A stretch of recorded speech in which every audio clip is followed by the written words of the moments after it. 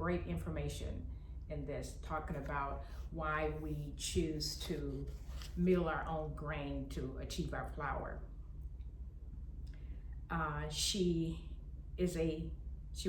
Her degree is in food science, so she did that for a number of years, and as she was on her journey, she felt that God called her to pay more attention to how bread was being made and to really begin to teach people about the difference in the bread in the supermarket and the bread that we actually mill from our own grains.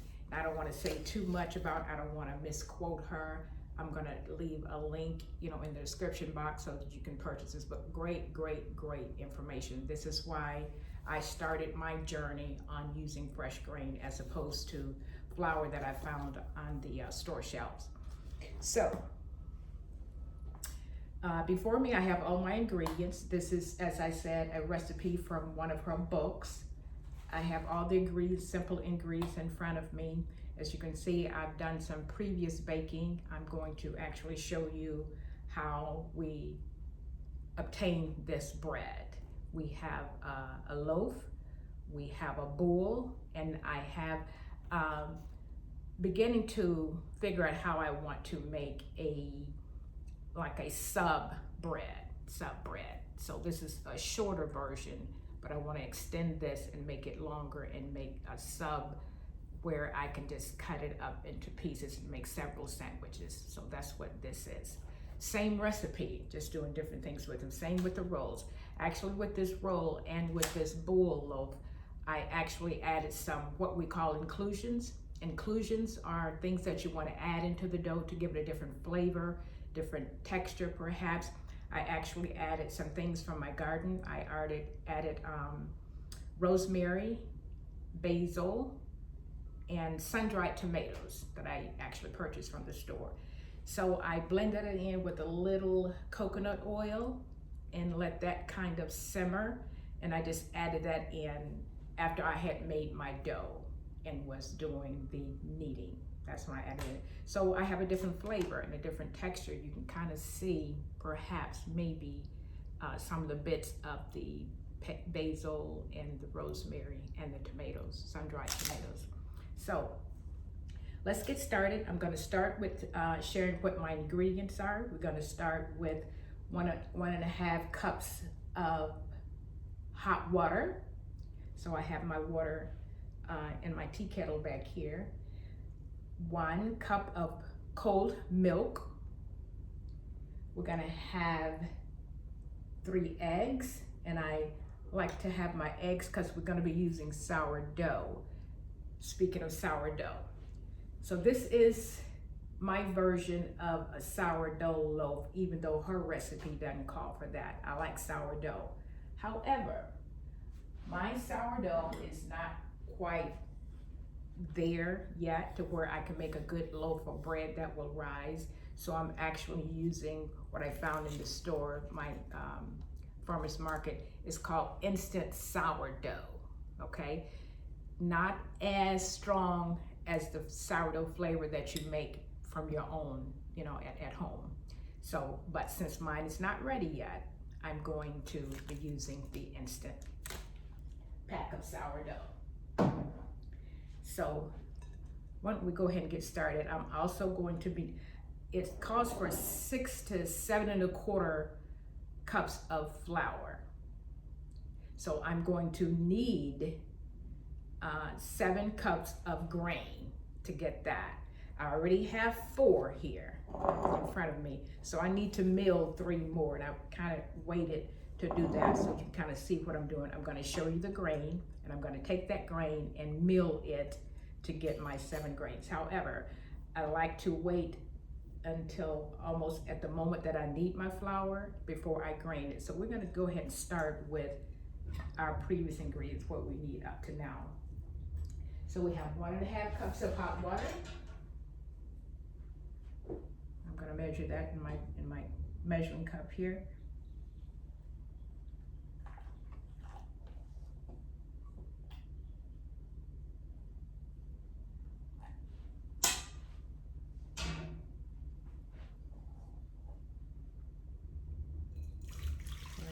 cups of hot water. And we're going to add 1 cup of cold milk. So you know when you're dealing with yeast, you don't want it to be too hot or you will destroy the yeast. So that cold milk is going to temper and bring that temperature down from the hot water and kind of balance it out, because you do want it to be a little bit warm. You don't want it to be cold either. So those two things are going to balance one another out and give us the temperature that we need so that we don't destroy the dough. So now we need to get our eggs. And I like to have my eggs out at room temperature as well. I'm going to crack these.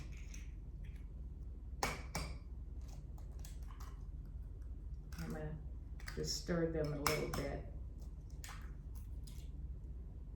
Another reason you want the liquid mixture to be not hot, because you don't want that to fry the eggs that we're about to pour in. Very, very simple recipe. And as we start dealing with the flour and the dough, I will go into more explanation of all the benefits of using fresh grain. So we have our flour. We have our eggs in. Now we're going to go ahead, we need 1/3 cup of oil. I'm going to be using avocado oil. I have my measuring cup here, 1/3 cup of that.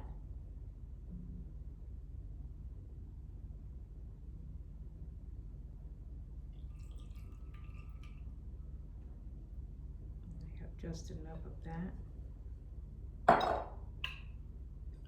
And then I need to add 1/3 cup of honey.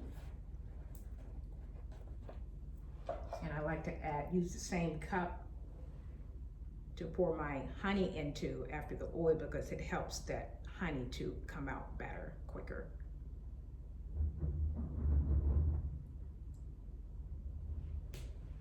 I actually got my honey from Sue Becker's store as well.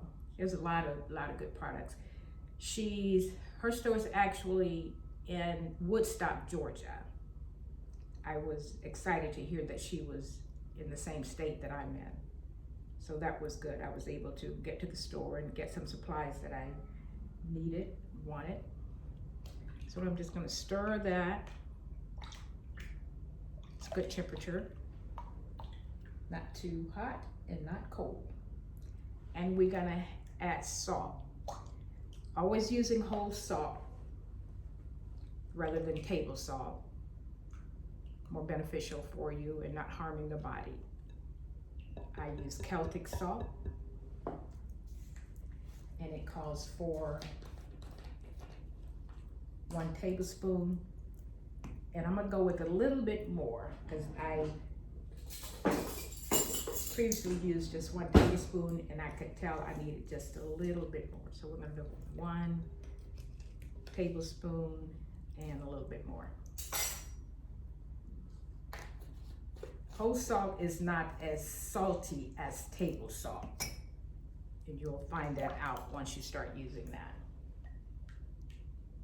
So we have, and I'm just looking over my recipe to make sure I don't miss anything because I'm doing this before you. So we have all that. Now what we need to do is to add our yeast. As I said, I'm using the instant pack, and you always want to check the date. It's just like when you're buying yeast at the grocery store. You want to always check the date, because if it's past the due date, it's probably not going to work for you.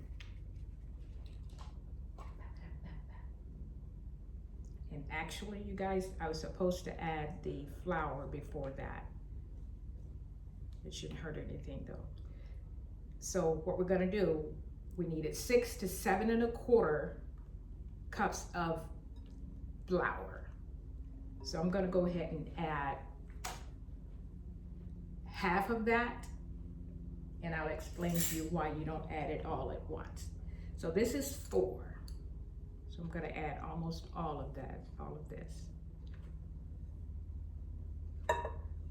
When you're using fresh grain flour, you'll find that it needs more liquid than regular flour. It takes a while to soak in that water and become saturated. So, and that's why you don't add it all at once. You want to make sure that you're not adding too much, but you're adding enough so that it can begin to what we call autolyse, for that flour to begin to soak in the liquid.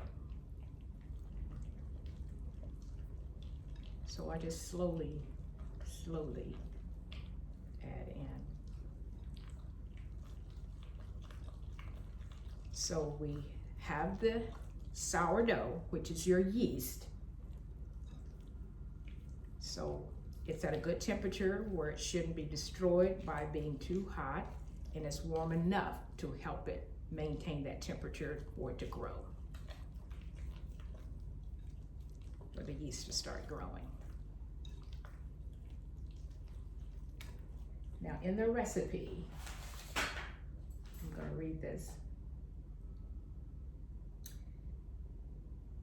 You want to add enough flour, your first addition of the flour, to form a soft dough. And I'm not quite there yet. It's still pretty wet.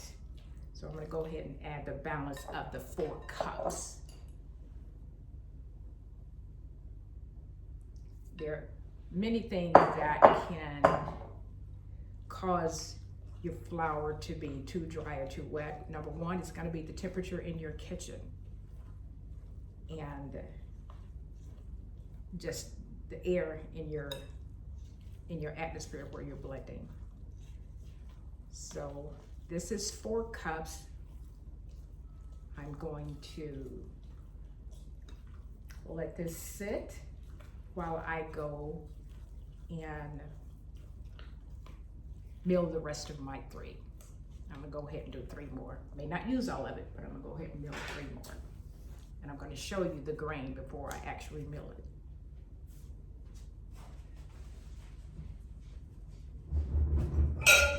And you will hear it.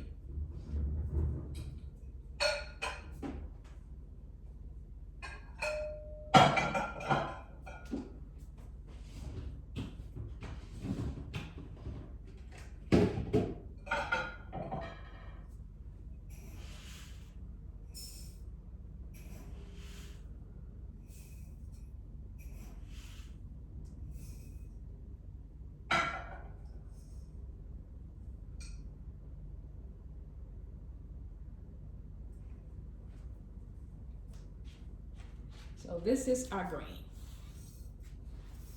And I have 3 cups here. I'm going to go over and mill it very quickly, and I'll be right back.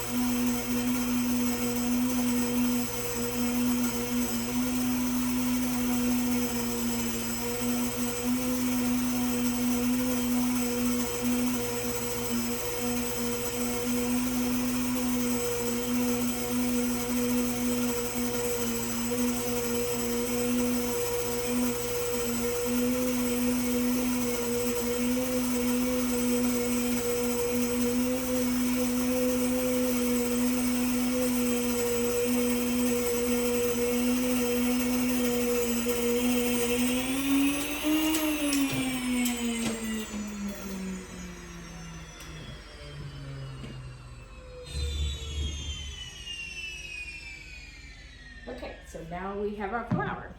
I'll show you that. So it doesn't take long. I have the Wonder Mill, that's my type of mill, and I'll actually link you can see that. Now it's just flour. from that grain. So I'm gonna add just a little bit more. Another thing that's going to help the temperature of your mixture here, with the Wonder Mill anyway, I can't speak for the other mills, but the flour comes out warm. So that's also gonna help the temperature for the yeast. But not hot, it's not hot, it's just warm. Okay. So we're gonna begin to blend this.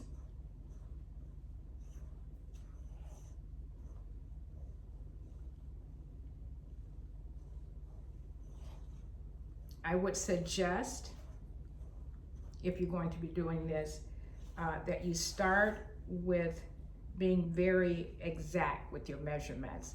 So you see how I just poured that in there? I would say so that you can judge for your next loaf to know how many cups you had to add in to get the consistency of that soft dough that you need.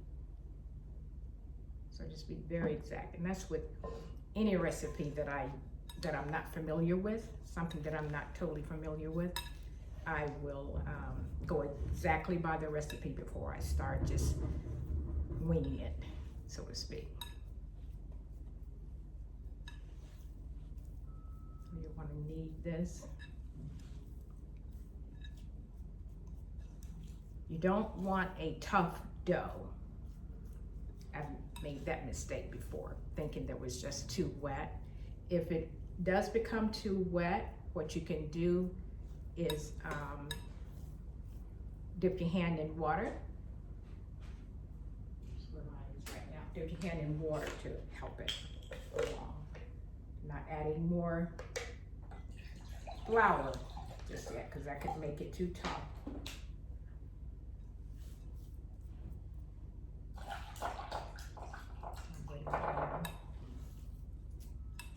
Be able to knead this. From this, you should get 2 loaves.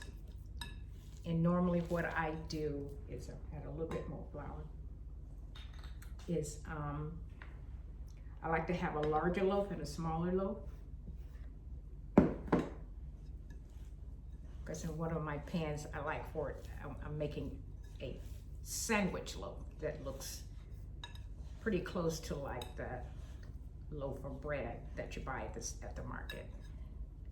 So I make sure that my larger loaf is going to be dedicated to that. And then with the other half, you don't have to make another loaf. You can make rolls like this. You decide. What is you and your family like?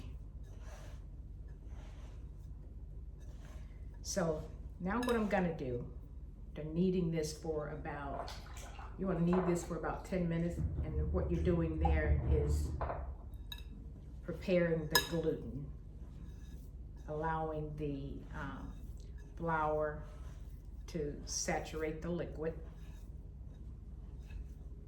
and get to a good place. Then I'm gonna let it sit after I do this, and I'm gonna put it aside over near my stove. I'm gonna actually have my stove start preheating at 350, and I'm gonna set this dough next to it, not on it or not in it, but next to it, so they can start rising. So I don't know if you can kind of see where my dough is now. So it's still at a tearing stage, but after I let it sit for a bit, it's going to begin to develop and become more stretchy than sticky. That's what should happen. So I'm just taking it and folding it over itself. That's my way of kneading. So I think that's good there. So I'm going to cover it. I like to use 2 towels to give me a good covering. Now, here's what's going to happen because of video time. Get this on 350. These are my pans. These are my pans that I'm going to be baking in. This is my larger loaf. And I actually use the lid to that to put on top of that so that when it rises, it'll give it that sandwich top look, okay? Where it looks more like a square with kind of an oval top. This is my second loaf. Same thing it has, but it's just gonna be smaller. So I'm gonna put these aside. These pans, I'm gonna actually link the name of these pans also in the description box. You don't have to oil these. They do not stick. Set those over there. This flour that I have left, once I begin to process my dough, I'm gonna lay it out on the counter, and I use that flour to kind of coat it to keep it from sticking on the counter, if need be. So that dough is going to sit actually for about an hour or however long it takes it to begin to rise. And once it begins to rise, I'm going to take it, divide it up the way I want it, one larger loaf, one smaller loaf. And then what I'm going to do is, if I see that it still needs a little bit more kneading, I'll do that, which shouldn't take long, about 5 minutes or so. Then I'm going to put it in my proving baskets. And then I'm going to let it sit another hour to proof for the second time. You're going to have two different proofs. Your first proof is the one that I'm doing now, and where I have it next to my oven, which is being preheated. And you just leave it alone, let it sit there, and do other things that you need to do in the kitchen or whatever. So while that's doing, because I'm gonna speed things up by clocking out and coming back on. I'm gonna talk to you a little bit about the whole grain and why we use whole grain. So I actually started my journey on wheat many years back, and I started using the whole grain, the ancient grains rather. The ancient grains like spelt, kamut, there's a couple others. So I started using those. Incorn was another one. Incorn, in my research and study, most of them have said that incorn was the original wheat. That's the wheat that is digestible for us. That's the wheat that we had in the beginning, many years ago. But because things have changed, the way things are cultivated, agriculture, all of that, they've done things so that things could speed up. We can have a larger yield in a shorter period of time, and also be able to sit on the shelf. But that wasn't how it was designed in the beginning. So Sue Becker and others have in their research, they found out that certain things were taken out of the original wheat. The germ and there's a couple of things that were taken out, but inside of those things was the minerals that we were to get from wheat, the vitamins that we were to get from wheat. So if those things have been taken out, then what do we have left? We have a bread that's less digestible. We have a bread that is lacking the elements that we were supposed to get to help our body to heal, that was to help our bodies to fight disease and such. So without that, then what do we have? We have something that is not promoting health. In fact, it's actually deteriorating our health.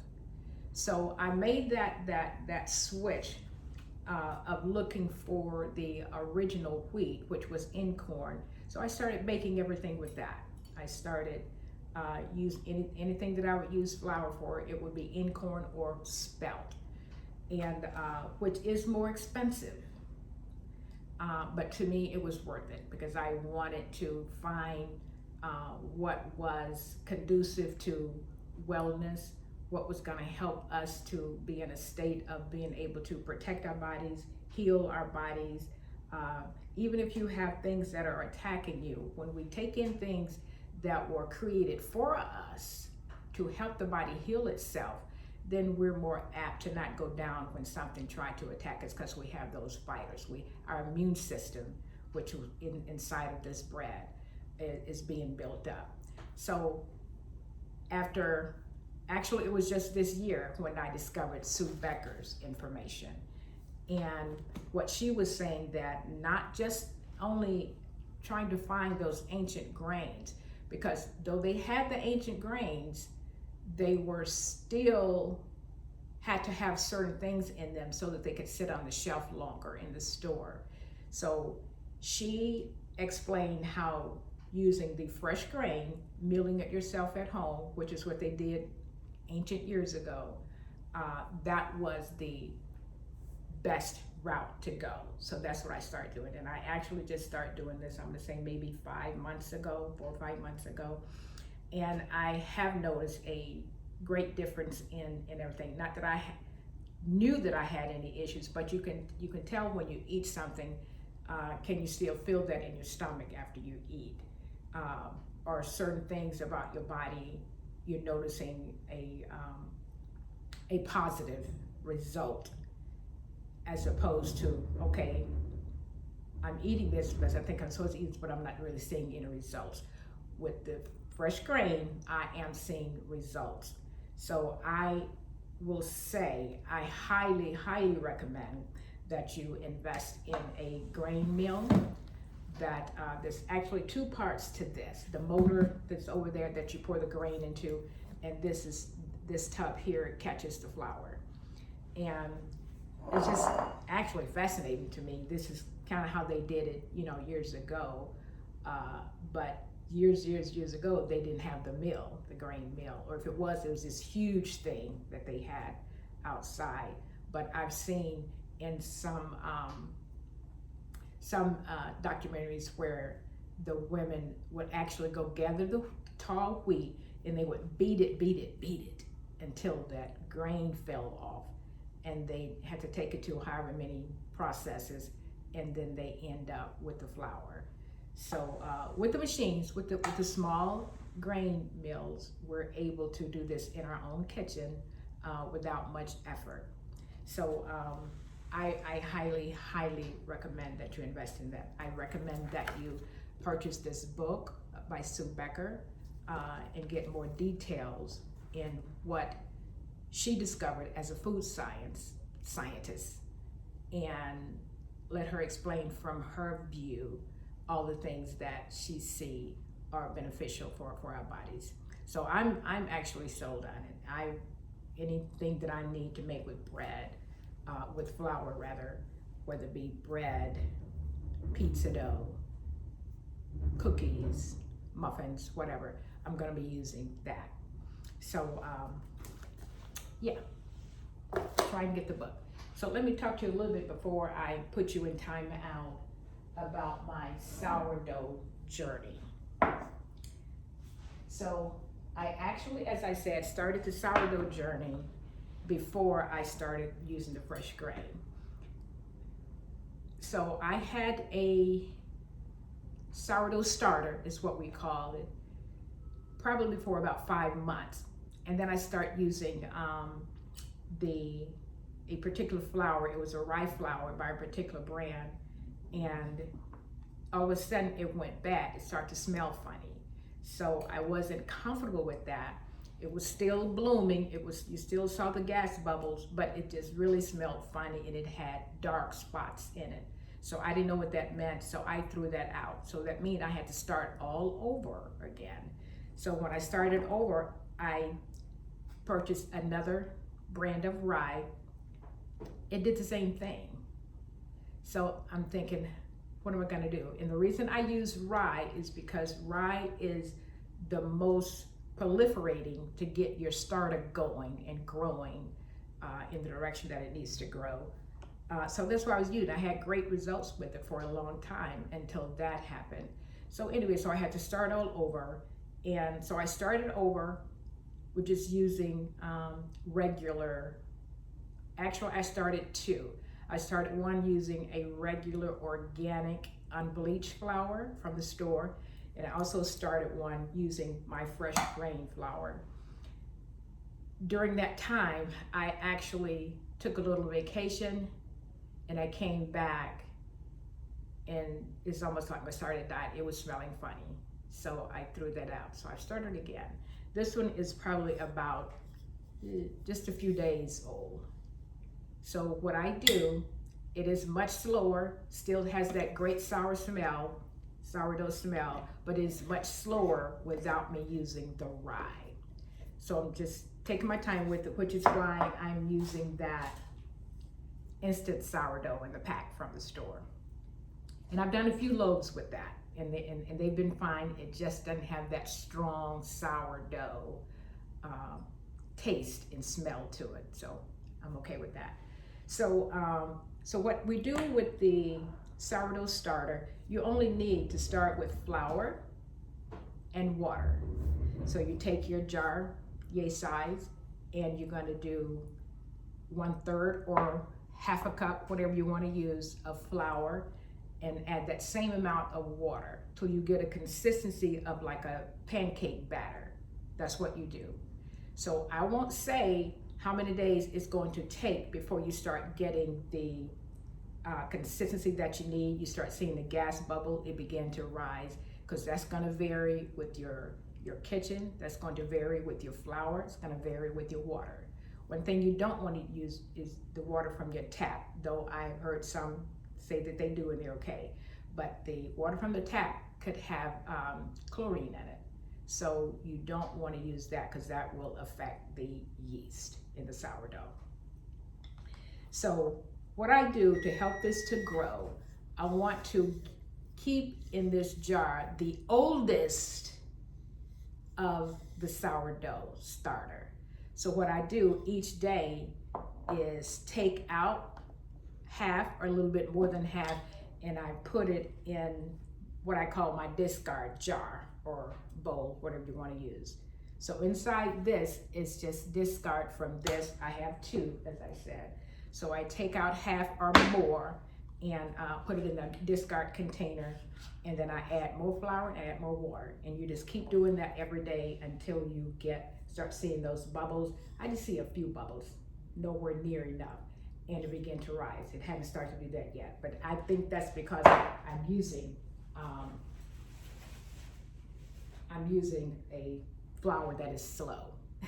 So I'm going to be patient with it, and I think I have enough bread after I bake these two today to last me a while until my starters are ready. So I'm going to put you guys in timeout now, and when we come back, I'm going to show you the change in the dough. We're going to start doing what I call stretch and folds with it.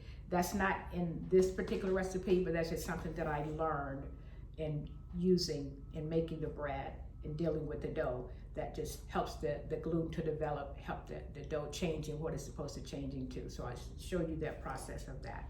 So we're going to time out, and we'll be back. Okay, beautiful people, we are back, and our dough has risen. Our first proof is complete. So now we're going to roll out our dough and place it into our proofing baskets and let it rise and proof for the second time. So first thing I'm going to do is roll out my dough. And I'm looking for a specific dough scraper. And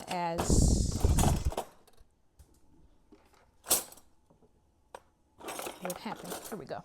Here we go. So I'm going to take some of the flour that we had left, dust my counter to prevent it from sticking on the counter, just a wee bit, not a much. And I'm going to use my dough scraper to roll it out onto the counter. And as you can see, it has pretty much doubled in size. The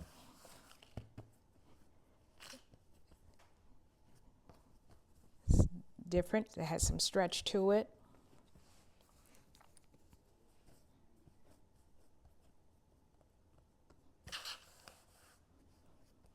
I'm going to go ahead and cut that in half.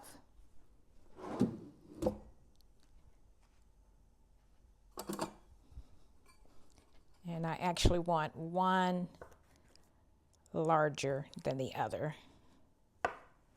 So that's my larger one, and this is my smaller one.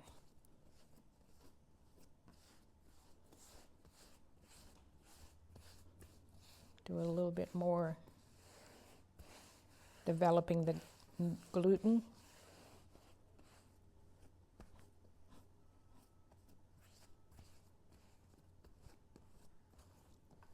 Give it a few turns.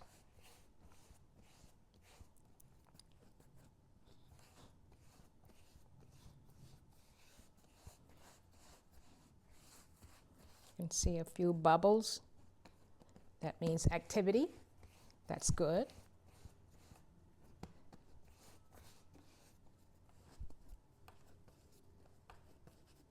Just helping that gluten to develop a little bit more.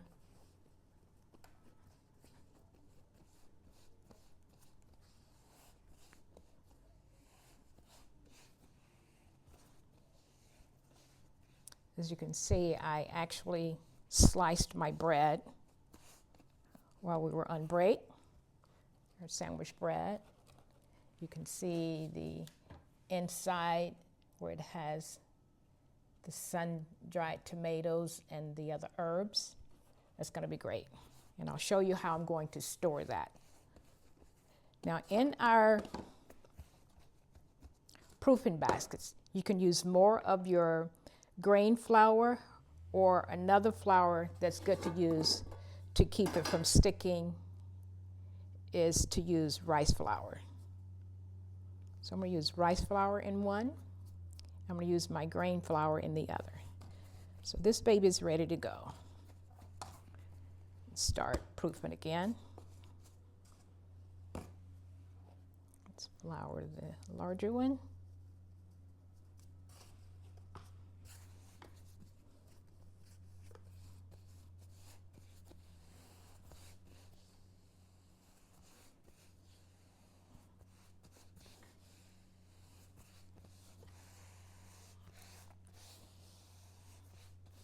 Probably take about 45 minutes to an hour for this to proof the second time. You want it to double its size in the proofing basket. That's what you're waiting for. And as I said, that can vary depending on your kitchen temperature, your flour, your liquid saturation, all of that. So you be patient with it and let it do what it needs to do. Don't put that definite time restraint on it. Wait until you see the results of what you need to see.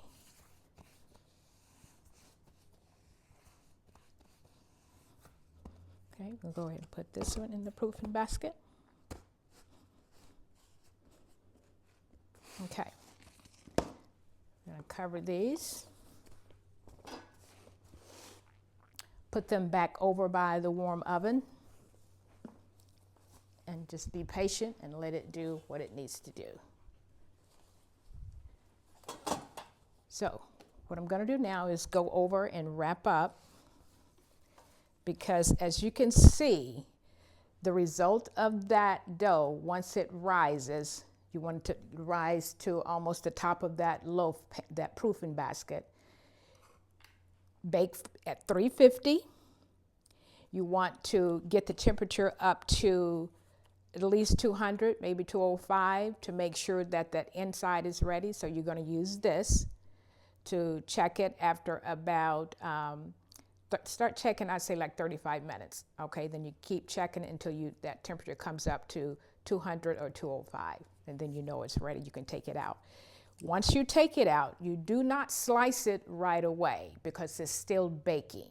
Okay, that that dough is still coming together once you take it out. So what I do is I take it out, I put it under a globe, a bowl or whatever, and just let it finish. Ideally, I would say don't slice it until the next day. Okay, give it time to finish what it needs to do, and then you won't have that wetness inside. So as you can see, this is a nice, what we call crumb. That's a nice crumb in both of these. Nice crumb, soft. Same with our rolls. So the way I'm going to store this, because this is going to be quite a lot of bread for just me and my husband, except what we may give away. I use glass containers.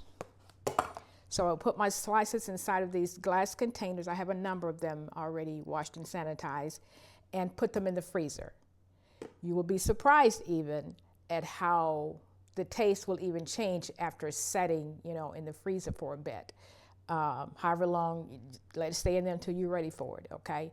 And so good. A great texture. That sourdough has had a time to really saturate, and that flavor, builds up. So that's how we store it. You can, once you bake it, leave out enough for at least a week to store in the refrigerator, okay? And then just take out enough subsequently after that, enough to be in the refrigerator that you're going to consume within that week, okay? I'm trying to see if anything else I need to cover. You know what your outcome should look like. You're going to bake at 350 or until it comes up to the temperature of 200 or 205 inside using your food thermometer. After you let it proof for the first time, you're going to take that dough and let it proof for the second time. You need 2 proofs, okay? That's allowing that gluten to develop, allowing that dough to come to the consistency that you need it so that it'll bake. It is also going to rise once you put it in the oven in that heat. So you want to take those steps, make sure that you're being patient with it. Don't set that time restraint necessarily. That's just kind of a gauge, but you want to wait until you have the right temperature. You want to wait until you have the correct rise. So with that said, you guys, I think I've told you everything that you need to know. We're going to conclude this because I got to get ready for my editor coming in a little bit. But you saw the beginning, how we started with the fresh grain, the ingredients, and I'm going to put all of this in the description box so you will see the exact recipe that comes from Sue Becker. And I advise you to go by that exact recipe until you learn how to go by your eye to see what things should look like and feel like. So again, I want to wrap up with reiterating why are we even going through the steps of using fresh grain. What's the big deal? Why can't I just go get a loaf of bread? We're after wellness. This is what we teach on this channel. This is what we demonstrate on this channel. What can we do within our own ability to help our bodies to be well, to get to that point to where the body is actually healing itself? We want to give it proper things. So the reason we're using fresh grain is we're going after those minerals and vitamins that were stripped from the bread that we have in the store. So it is worth it, okay, to go through these steps, to take that effort, graining your own flour, milling your own flour rather, and putting the time in to do whatever you need to do to get that dough where you need it to be, and being patient with it. It is worth it because we're talking about your body being well. So this is just one step. This is just one area. We're talking about bread. And a lot of people have even told me, well, Linda, I don't even eat bread, so it's no big deal. I don't like bread. That's not what I'm saying. I'm not saying you need to eat bread. I'm saying you need what's in the grain.